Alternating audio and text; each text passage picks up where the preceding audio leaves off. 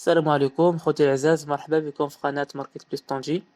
جبتكم واحد الدار كتباع كاينة في المرس، هذه في سيدي داريس، قريبة من السوق سيدي داريس. في الأرض فيها 68 مترو، فيها دو فاصاد جوج واجهات، كتباع بالفراش وكلشي. ومولاتها كتقبل حتى الروبليز، إذا كان الروبليز بشي حاجة كتقبل الروبليز.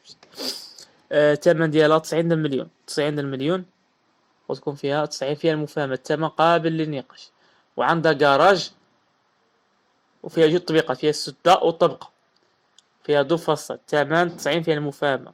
كاينة في المرس، اللي بغاها يتواصل معايا. شكرا.